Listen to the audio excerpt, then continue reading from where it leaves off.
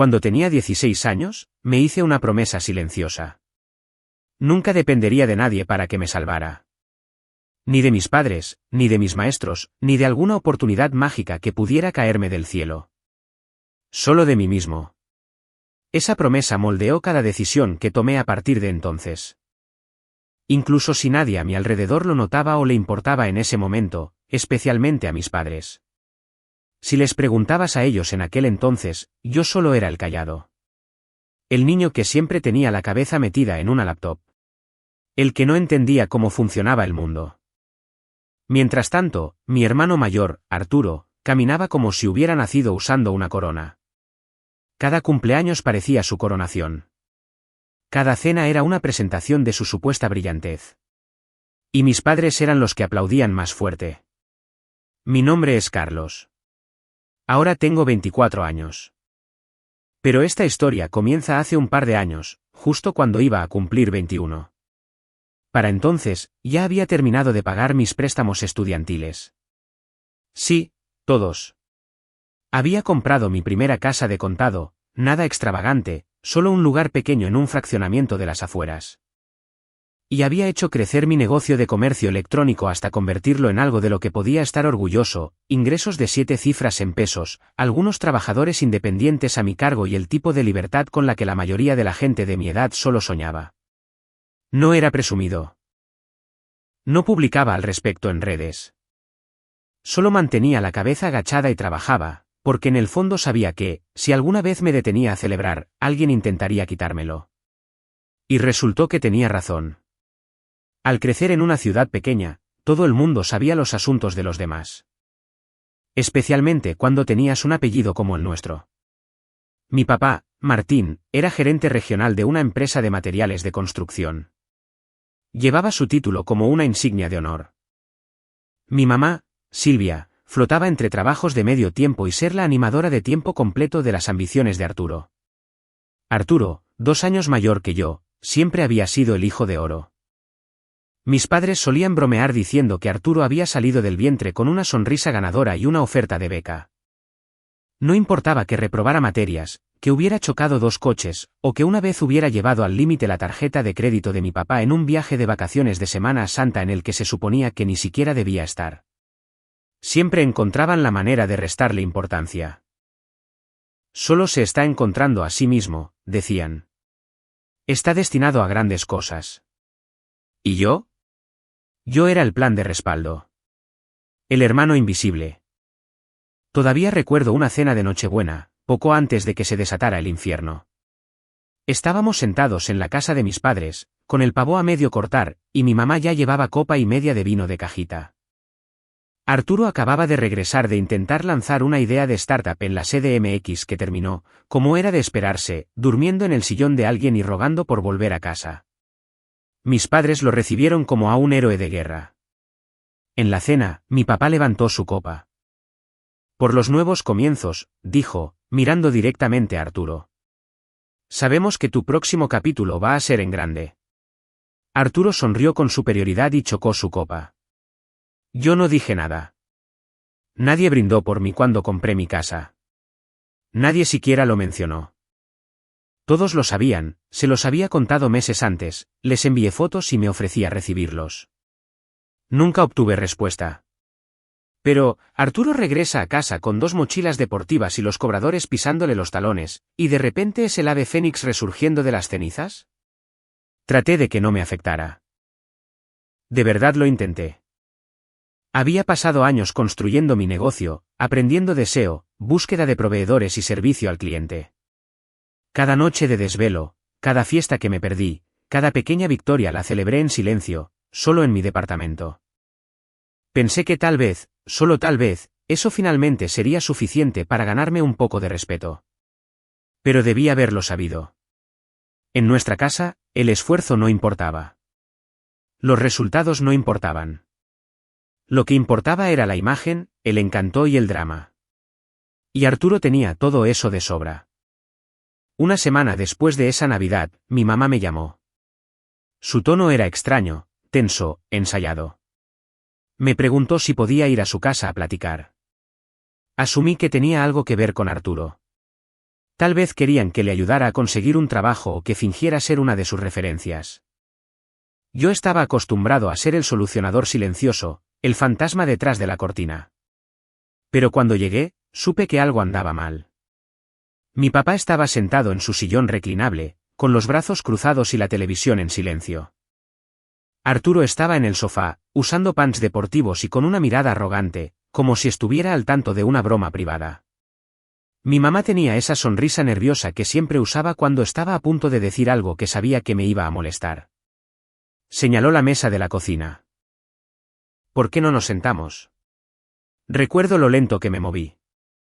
Como el aire se sentía pesado, como si algo estuviera a punto de cambiar. Me senté. Mi mamá tomó un respiro y luego lo dijo. Esperábamos que pudieras ayudar a Arturo con una pequeña inversión. Esa palabra quedó flotando en el aire como un mal olor. ¿Inversión? Como si yo fuera algún inversionista ángel al que pudieran encantar para salvar su barco a punto de hundirse. Pestañeé. ¿Qué tipo de inversión? Arturo se inclinó hacia adelante. Tengo esta idea. Es como un servicio de cajas de suscripción, pero para gadgets de tecnología. Ya sabes, como esas cajas sorpresa. Podríamos venderlo a universitarios. Bajos costos operativos, altos márgenes de ganancia. Lo miré. Luego a mis padres. ¿Y quieren que yo lo financie? Mi papá se aclaró la garganta. No financiar, exactamente. Solo ayudarlo a arrancar. Te ha ido muy bien, Carlos. Has tenido éxito. Es hora de devolver un poco de lo que has recibido. ¿Devolver lo recibido? Como si me hubieran regalado algo. Como si mis correos electrónicos de atención al cliente a las 3 de la madrugada, mis jornadas laborales de 14 horas y mi esfuerzo alimentado a base de sopas Maruchan en la universidad no significaran nada porque no lo había hecho de la manera correcta. Lo siento, dije lentamente, tratando de mantener la voz tranquila. Pero no estoy en posición de simplemente tirar dinero a una idea vaga sin un plan de negocios. Arturo puso los ojos en blanco.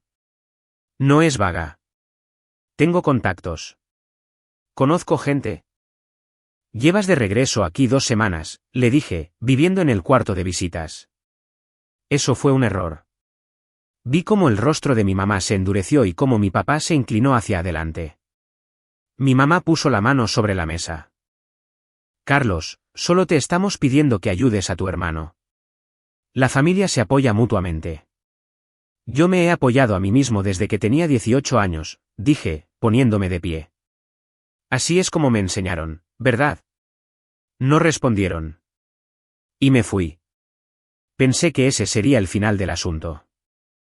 Supuse que me harían sentir culpable, tal vez me enviarían un par de mensajes pasivo-agresivos por WhatsApp, y luego los superarían. Así había sido siempre. Pero no sabía cuán desesperadas se iban a poner las cosas.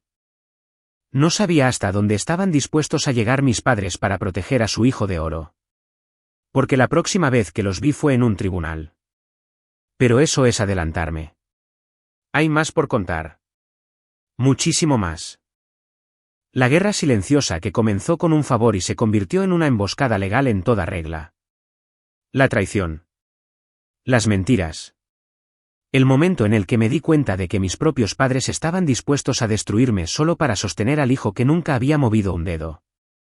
Y como decidí, finalmente, dejar de poner la otra mejilla. No tocaron la puerta. Era miércoles por la noche, y lo recuerdo claramente porque era noche de inventario. La parte menos glamurosa de mi negocio, pero la más esencial. Cada semana sacaba cajas de la bodega, escaneaba, reempaquetaba productos y preparaba los pedidos para mis socios de paquetería. Esa noche, estaba hasta los tobillos de etiquetas de envío cuando escuché el sonido de la puerta principal abriéndose. Al principio, pensé que estaba imaginando cosas. Vivía solo. Nadie tenía una llave de repuesto. Luego escuché el inconfundible clic del cerrojo volviendo a cerrarse y el murmullo bajo de voces. 3, tal vez 4. Y una de ellas era Arturo. Salí por la esquina de inmediato, con el corazón a 1000 por hora. ¿Qué demo? Mis padres estaban en la entrada. Arturo estaba detrás de ellos, sonriendo como si fuera el dueño del lugar. ¿Y mi papá?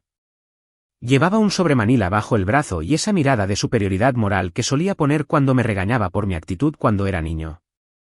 Mi mamá me dedicó una sonrisa apretada, como si se tratara de una visita familiar casual y no de un allanamiento. ¿Cómo entraron?, pregunté, atónito. Usamos la llave, dijo mi mamá, restándole importancia.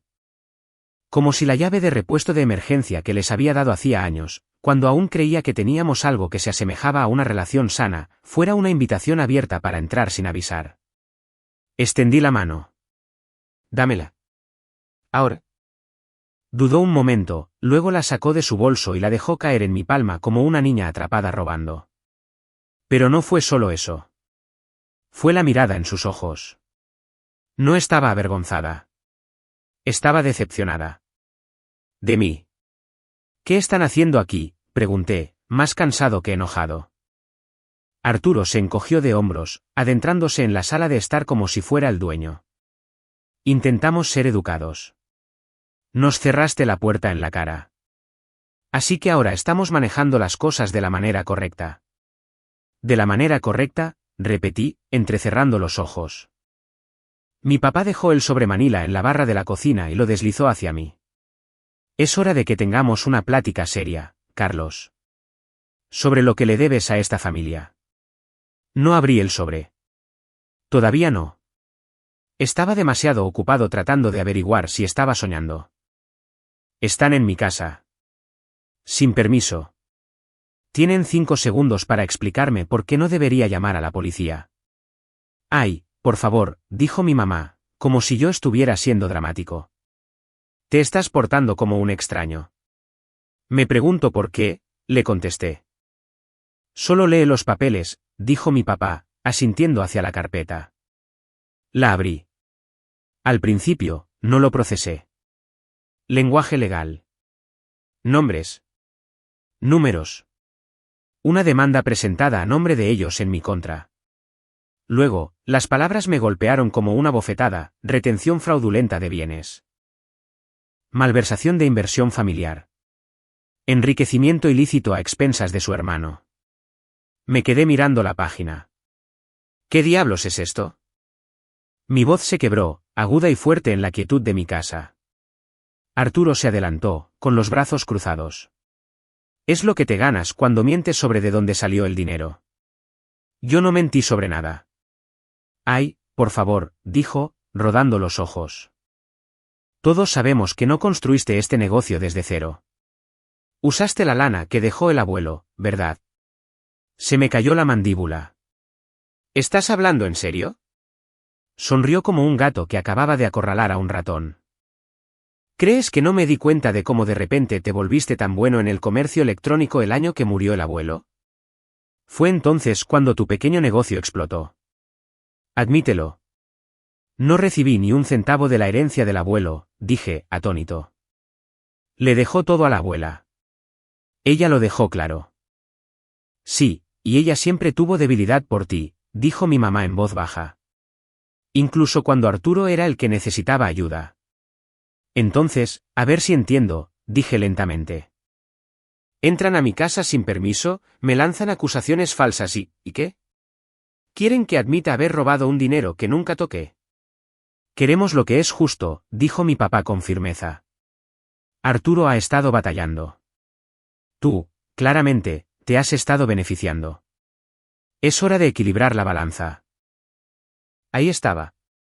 Se habían quitado las máscaras. Esperaba manipulación, tal vez chantajes emocionales, ¿pero esto? ¿Una demanda contra su propio hijo? Algo dentro de mí se rompió. Años de ser ignorado, de que me hablaran con desdén, de ser tratado como un personaje de fondo en la historia de Arturo, todo hirvió a la vez. Quieren equilibrar la balanza, dije, con la voz temblorosa. Hablemos de balanzas. Hablemos de los 2 coches que le compraron antes de que cumpliera 20 años. La forma en que fungieron como aval de sus préstamos. Le pagaron las tarjetas de crédito y le permitieron volver a casa cada vez que fracasaba. Le han dado todo. ¿Y a mí? Nunca les he pedido un solo centavo. Porque siempre fuiste demasiado orgulloso, espetó mi mamá. Porque tenía que serlo, grité. Nunca me ofrecieron nada. Nunca creyeron en mí. Nunca siquiera me preguntaron qué estaba construyendo. Y ahora que funcionó, ¿creen que les debo algo? Hubo un silencio por un instante. Luego Arturo murmuró, ni siquiera tendrías un futuro si no fuera por esta familia. Apreté los puños. ¿Te refieres a la familia que me está demandando? Mi papá dio un paso adelante. Puedes evitar todo esto si tan solo ayudas a tu hermano a recuperarse, podemos retirar la demanda. ¿Borrón y cuenta nueva? ¿Te refieres a entregarles mi dinero para que no arrastren mi nombre por el lodo? No respondió. Levanté el sobre y se los devolví. Lárguense. Ahora. Mi mamá parecía querer discutir. Mi papá parecía querer golpear una pared. Arturo no dijo ni una palabra, solo se dio la vuelta y salió con ese pavoneo arrogante que indicaba que creía haber ganado. Pero no habían ganado. Habían encendido la mecha. Durante los siguientes días, las repercusiones comenzaron a llegar. Primero llegó una carta de su abogado, confirmando que seguirían adelante con la demanda. Luego vinieron las llamadas de la familia extendida, tíos, primos, incluso viejos vecinos con los que no había hablado en años, que de repente querían saludar después de escuchar algunas cosas. La fábrica de chismes estaba trabajando rápido. Y todo me pintaba a mí como el villano. Traté de mantenerme enfocado. Mi negocio seguía funcionando, los pedidos seguían fluyendo. Pero no podía ignorar cómo todo se sentía envenenado. Cada notificación de correo electrónico parecía que podría ser un citatorio. Cada mensaje de texto familiar parecía una trampa. Dejé de dormir. Empecé a revisar la puerta de entrada 3 veces por la noche. Y luego, 3 semanas después del allanamiento, recibí el correo que hizo que todo se sintiera real. Era de mi banco. Una de mis cuentas comerciales estaba congelada. Investigación pendiente vinculada a una disputa legal. Mi corazón se detuvo. Hice clic, con los dedos temblorosos. No había hecho nada malo.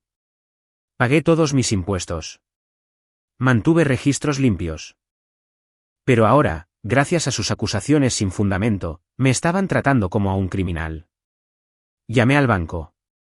Fueron educados, pero firmes. El congelamiento se mantendría hasta que el reclamo se resolviera en el juzgado. Arturo había dicho que haría las cosas justas. Me estaba arrastrando por el lodo y mis padres le estaban dando la cuerda. Pensé que eso sería lo peor. Pero luego descubrí algo que me heló la sangre. Arturo no solo había presentado una demanda. Había solicitado una orden de restricción. Contra mí. Afirmando que lo había amenazado. Afirmó que yo era errático, hostil y un peligro para su seguridad. Me quedé mirando la copia sin poder creerlo. El momento no era una coincidencia. Estaba tratando de retratarme como alguien inestable para que el juez creyera su historia y no la mía. Era una difamación, pura y simple. Una campaña de desprestigio construida a base de mentiras y financiada por las mismas personas que solían arroparme por las noches. Ese fue el punto de quiebre. Ya no se trataba del dinero. Ya ni siquiera se trataba de la demanda. Se trataba de principios. De enfrentarse a personas que habían usado el amor como una correa y esperaban que me diera la vuelta y les diera las gracias por ello. No iba a llegar a un acuerdo. No me iba a disculpar. Y no iba a dejar que reescribieran la historia de mi vida. Querían una guerra. Perfecto. Se las daría. Y el primer disparo sería hacia el único secreto que ellos pensaban que yo no conocía, el esqueleto financiero en su armario. La audiencia de la orden de restricción estaba programada para un lunes por la mañana a principios de la primavera. Había sol, pero apenas lo noté. No había dormido la noche anterior. Estaba demasiado alterado, demasiado enojado, demasiado concentrado en cada uno de los peores escenarios que se repetían en mi cabeza. Mi abogado, un tipo llamado Mateo que encontré a través de una recomendación, me aseguró que el caso era débil. Esto no va a llegar a ninguna parte, me había dicho. Los jueces pueden oler el drama inventado a kilómetros de distancia. Aún así, Estaba temblando cuando entré al juzgado. No tenía miedo de perder el caso de la orden de restricción. Tenía miedo de lo que significaba, que Arturo estuviera dispuesto a llegar tan lejos. Que mis padres estuvieran dispuestos a jurar bajo juramento que yo era violento, inestable y un peligro para mi propio hermano. Que lo estaban entrenando sobre qué decir. Lo sabía en el fondo de mi ser. Sus nombres no estaban en el documento, pero sus huellas dactilares estaban por todas partes. Esa mañana, todos se presentaron. Arturo entró con un saco que le quedaba grande, actuando como si fuera la víctima de alguna venganza mafiosa. Mis padres se sentaron detrás de él como su equipo de apoyo personal, mamá secándose lágrimas falsas, papá mirándome con el ceño fruncido como si hubiera arruinado el nombre de la familia. Cuando la jueza desestimó el caso 20 minutos después, citando falta de pruebas y un claro motivo de represalia financiera, actuaron conmocionados. Arturo incluso intentó volver a hablar después de que cayera el mazo, como si creyera que podía convencer a la jueza de cambiar de opinión. Pero se había acabado. Por esa parte, al menos. No sentí alivio. Me sentí vacío. Porque, aunque técnicamente había ganado, sabía que esto no había terminado. La orden de restricción no era el verdadero ataque. Solo era una distracción, un golpe para dañar mi imagen, diseñado para ablandarme antes de que comenzara la demanda. Y funcionó. No en el tribunal, sino en mi cabeza. Llegué a casa ese día, me senté en el suelo de la sala y me quedé mirando las cajas cerradas de inventario sin enviar apiladas junto a la pared. Por primera vez en años, no tenía ganas de trabajar. No quería pelear.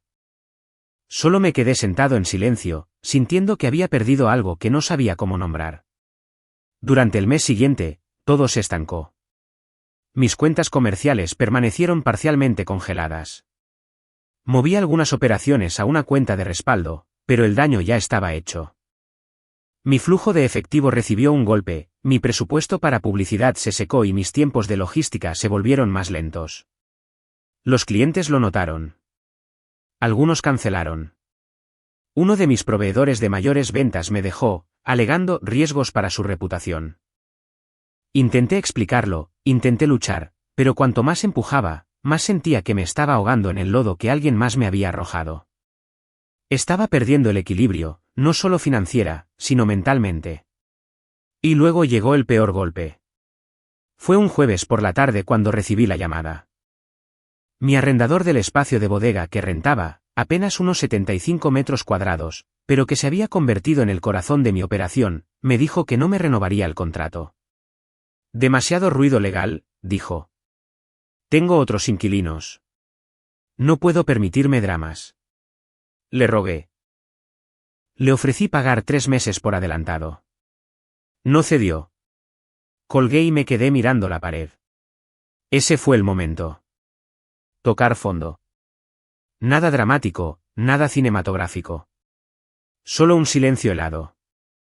Como si algo dentro de mí finalmente se soltara y se dejara llevar. Había pasado 3 años construyendo algo que funcionaba, algo honesto, algo mío. Y en menos de 2 meses, las personas que me criaron casi lo habían destruido. Podría haberme rendido. Lo pensé. Incluso empecé a redactar una carta al tribunal aceptando llegar a un acuerdo. Algo bajo, solo lo suficiente para hacer que desaparecieran. Pero no la envié. Porque esa noche, recibí un mensaje de alguien de quien no había sabido nada en más de una década. Su nombre era Elisa. Solía ser mi vecina cuando éramos niños. Jugábamos a las traes en el patio, andábamos en bicicleta por la privada. Perdimos el contacto después de que se mudó en la secundaria. No había pensado en ella en años. Pero ahí estaba, mandándome un mensaje a través de LinkedIn, de todos los lugares posibles. Hola Carlos, escribió. Vi tu nombre en una publicación en común y tuve que mirar 2 veces. Te recuerdo de cuando vivíamos en la misma calle. Lamenté mucho escuchar lo de la demanda. Solo quería decirte que no dejes que te quiten lo que has construido. Siempre fuiste el inteligente. El callado. Pero todos lo sabíamos. Leí ese mensaje una y otra vez. No porque arreglara nada, sino porque me recordó quién solía ser. El niño que se quedaba despierto hasta tarde viendo vídeos de YouTube sobre programación. El que alguna vez vendió velas caseras de puerta en puerta por diversión. El niño que creaba cosas, incluso cuando nadie le prestaba atención. Y de repente, me di cuenta de algo. No podían quitarme eso. Podían congelar cuentas, esparcir mentiras y presentar demandas, pero no podían tocar la parte de mí que sabía cómo construir. Así que, esa noche, me levanté. Fui a la bodega, borré mi pizarrón blanco y comencé de nuevo desde cero. Reconstruir. Relanzar la marca. Reiniciar. Comencé pequeño. Tenía unos cuantos miles de pesos en efectivo, apenas lo suficiente para una sola campaña de anuncios en Facebook. Así que, en su lugar, me fui por lo orgánico. Instagram Reels. Vídeos cortos en TikTok. Le hice un rediseño de marca a mi producto más vendido bajo un nombre diferente, con una estética más limpia y una voz más personal. Creé una nueva tienda de Shopify usando una VPN y registré una nueva SADCB en otro estado. Me quedé despierto hasta las 3 de la madrugada todas las noches. Hice llamadas. Escribí textos persuasivos. Aprendí más sobre optimización web en 3 semanas que en todo el año anterior. Y empezó a funcionar. Lentamente. Silenciosamente. Pero funcionó.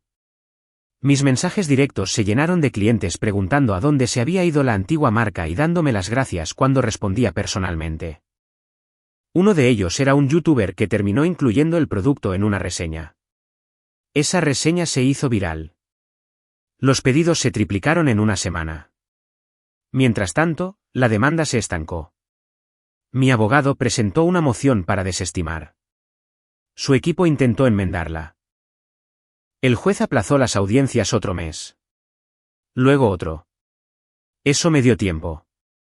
Tiempo para recuperarme. Tiempo para prepararme. Porque, mientras ellos estaban ocupados inventando cuentos de hadas sobre cómo yo había robado el futuro que se suponía que tendría Arturo, yo estaba ocupado recopilando los comprobantes. No solo recibos de negocios, sino comprobantes familiares. Los registros de impuestos que mencioné, esos no fueron fáciles de conseguir, pero eran reales. Mi abuela, antes de fallecer, me había enviado un sobre Manila cuando todavía vivía sola. Adentro había copias del fideicomiso que había establecido después de que murió el abuelo.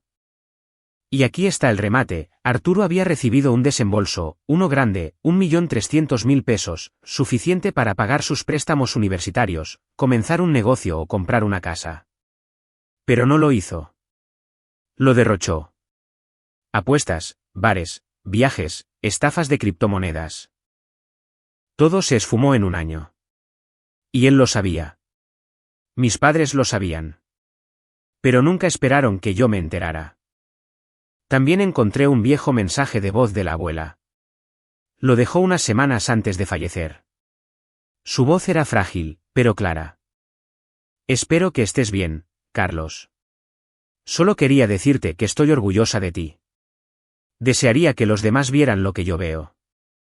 Sigue adelante y recuerda, no dejes que te hagan sentir culpable para salvar a personas que nunca intentaron salvarse a sí mismas.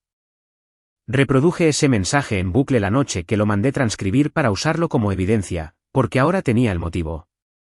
Ahora tenía las pruebas. La marea estaba cambiando, pero no se lo dije a nadie. Me mantuve callado y seguí construyendo. Trasladé temporalmente toda mi operación a la cochera de un amigo. Él tenía un negocio de tostado de café y me dejó usar el cuarto de atrás para los envíos. Me volví invisible por un tiempo. Sin publicaciones, sin actualizaciones, ni siquiera para la familia extendida. Dejé que pensaran que estaba perdiendo. Dejé que contaran historias sobre cómo la verdad me estaba alcanzando. Y todo el tiempo, yo estaba observando, esperando, preparándome para la siguiente fase. Porque pronto llegaría la fecha de la corte. Y cuando llegara, no solo me defendería. Desmantelaría todo lo que ellos habían construido. No por venganza, al menos no del todo, sino porque algunas personas solo aprenden cuando dejas de permitir que escriban tu historia y les entregas una copia de la verdadera. Y créanme, yo estaba escribiendo cada palabra. No sabían que yo tenía el archivo. Eso fue lo que lo hizo tan satisfactorio. Los documentos de la herencia de la abuela, los que encontré guardados dentro de ese sobre que envió por correo antes de fallecer, no eran simples reliquias sentimentales. Eran un plano detallado, una línea de tiempo, un comprobante. El tipo de cosas que mis padres asumían que nunca verían la luz del día. Después de todo, Arturo se había fundido ese dinero antes de que se secara la tinta del cheque. ¿Quién se iba a acordar? ¿A quién le iba a importar? Pues a mí. Escaneé todo y resalté las cifras clave. El fondo del fideicomiso, los detalles del desembolso, el hecho de que Arturo había recibido un pago de 1,300,000 pesos a los 22 años bajo la condición de que se utilizara para su crecimiento y desarrollo a largo plazo. ¿Mi nombre? No aparecía por ninguna parte. Yo no había recibido ni un centavo. ¿La mejor parte? La abuela había escrito una nota a mano en el reverso de la última página. Solo 5 palabras con su letra cursiva: Carlos no lo necesita. Él construye. 5 palabras que destruyeron toda la narrativa que mis padres habían inventado. 5 palabras que convirtieron la historia trágica de Arturo en lo que realmente era, una herencia despilfarrada, no robada.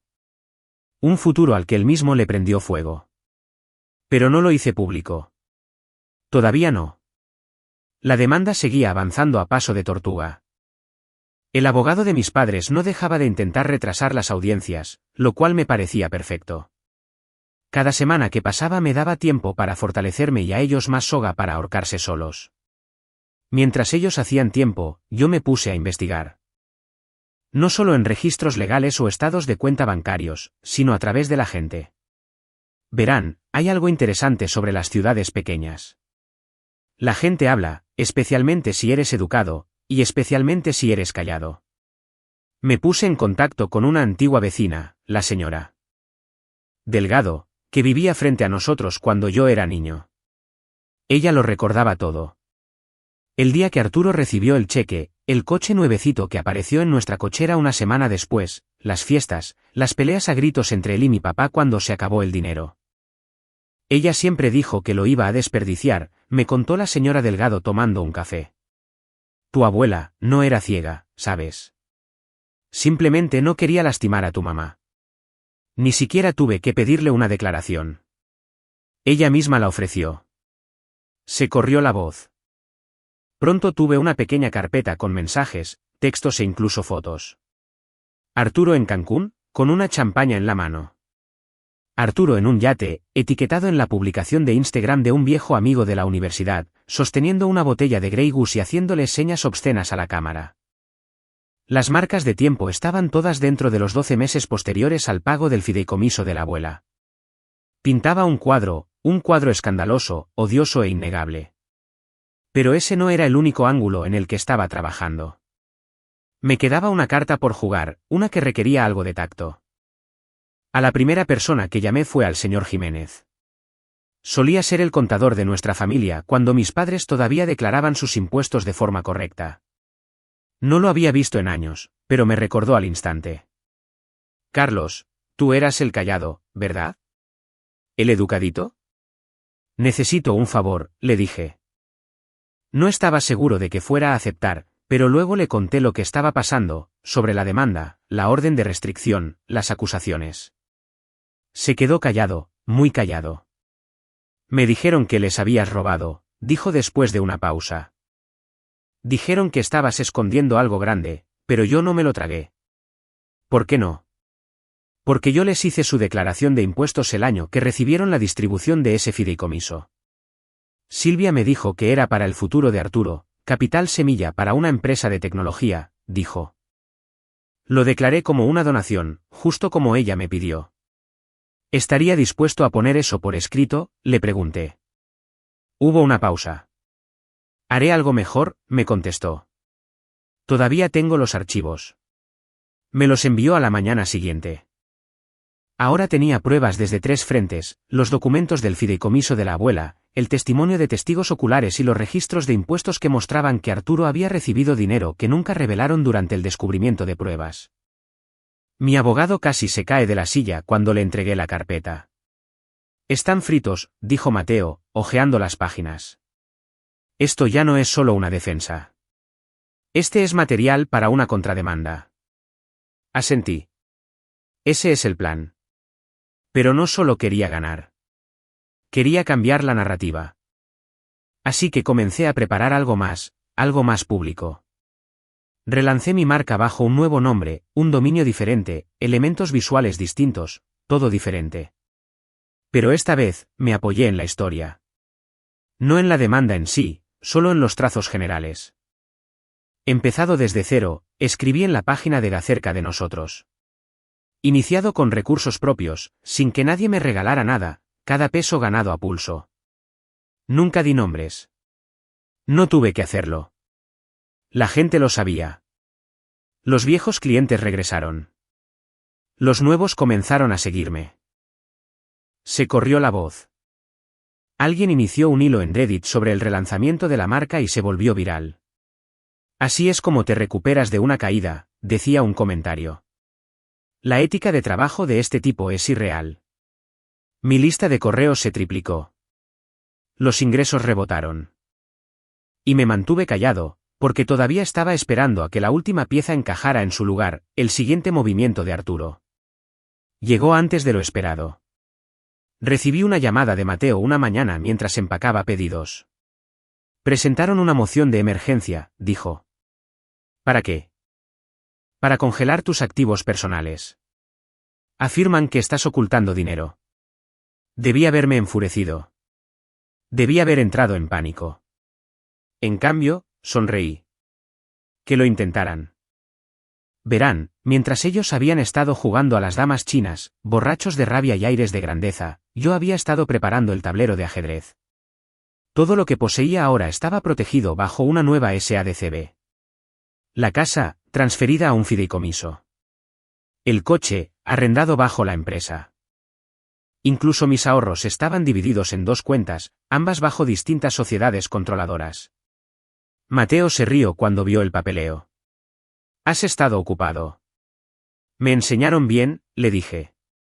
A nunca confiar en nadie, ni siquiera en la familia.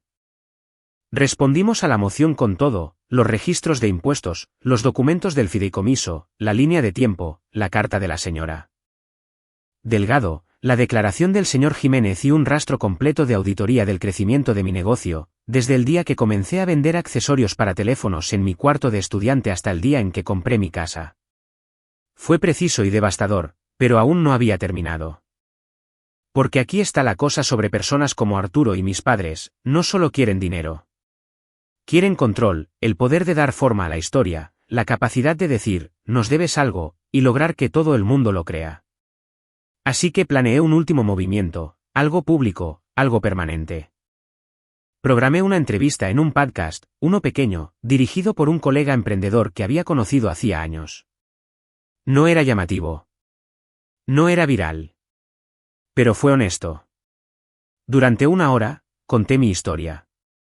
No la demanda, no la venganza, la historia real. Hablé sobre crecer a la sombra de alguien que no podía hacer nada malo, sobre construir un negocio de noche mientras el resto de mi familia se burlaba de mí, sobre pagar mis préstamos estudiantiles con el dinero de mis proyectos alternos y sobre el poder de ser subestimado. A veces, dije, la parte más difícil no es empezar desde cero, sino empezar desde atrás, cuando las personas que deberían haberte apoyado fueron las mismas que te estaban frenando. El episodio se emitió una semana después. La respuesta fue abrumadora. Mensajes directos, correos electrónicos, comentarios de extraños que decían verse reflejados en mis palabras.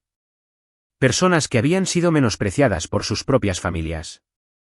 Personas que habían tenido que luchar por cada centímetro. Pero, más que eso, la gente empezó a hacer preguntas. Preguntas sobre la demanda. Preguntas que mis padres no estaban listos para responder. Su abogado llamó a Mateo en pánico. Nos gustaría retomar las discusiones para llegar a un acuerdo, le dijo. No estamos interesados, respondió Mateo. Porque ahora era demasiado tarde. Ya no estaba a la defensiva. Yo estaba fijando las condiciones. La siguiente audiencia se acercaba rápido y yo estaba listo. No solo con pruebas, no solo con aliados, sino con la verdad inquebrantable de que, no importa cuántas veces intentaran reescribir mi historia, yo seguía teniendo la pluma en la mano. Y pronto la usaría para ponerle punto final a la suya. El tribunal estaba más frío de lo que recordaba. No físicamente, no. Era ese tipo de frío estéril y rígido, el que sientes en la columna cuando sabes que algo irreversible está a punto de suceder. Las paredes eran de color beige, la iluminación fluorescente. Nada dramático. Sin música de fondo intensa. Solo el zumbido de tensión mientras todos tomaban sus lugares. Habían pasado 9 meses desde que presentaron la demanda por primera vez. 9 meses desde que mis padres y mi hermano, hijo de oro, Arturo, decidieron que yo les debía la vida que él había despilfarrado. 9 meses de mensajes venenosos, chismes familiares usados como armas y patéticos intentos de destruir todo lo que yo había construido por mi cuenta desde que tenía 18 años. Y ahora había llegado el momento. Su bando se veía alterado. Arturo estaba sentado junto a su abogado en un traje arrugado que no sabía cómo usar, mordiéndose el interior de la mejilla como si intentara desaparecer en su asiento. Mis padres estaban detrás de él, ambos vestidos como si fueran a asistir a un evento de recaudación de fondos de la iglesia, mamá con perlas y colores pastel, papá rígido con un saco que ya no le cerraba bien en el estómago. Se negaban a mirarme. Yo estaba tranquilo, no porque no estuviera nervioso. Lo estaba. Pero era una calma extraña y silenciosa, el tipo de calma que solo obtienes cuando has pasado meses preparándote para un momento con tal precisión quirúrgica que ya no queda nada por lo que entrar en pánico. Todo ya se había puesto en marcha. Mi abogado, Mateo, barajó sus papeles a mi lado. Se inclinó y me susurró, «Esto va a ser muy divertido». La jueza, una mujer severa de unos 60 años, llamó a todos al orden. La audiencia comenzó con su abogado exponiendo el mismo argumento trillado de que yo me había beneficiado injustamente de los recursos familiares. Que había engañado a mis padres haciéndoles creer que me había hecho a mí mismo y que la vida de Arturo se había descarrilado porque yo había acaparado activos financieros que, por derecho, deberían haberse compartido. Las palabras sonaban tan desesperadas, tan huecas. Y entonces, fue nuestro turno. Mateo se puso de pie. Sin teatro, sin gritos, solo hechos. Su señoría, comenzó, demostraremos 3 cosas. Primero, que mi cliente, Carlos, no recibió apoyo financiero ni herencia de su familia. Segundo, que el hijo de los demandantes, Arturo, recibió un desembolso de 1.300.000 pesos de un fideicomiso familiar, el cual gastó de manera irresponsable.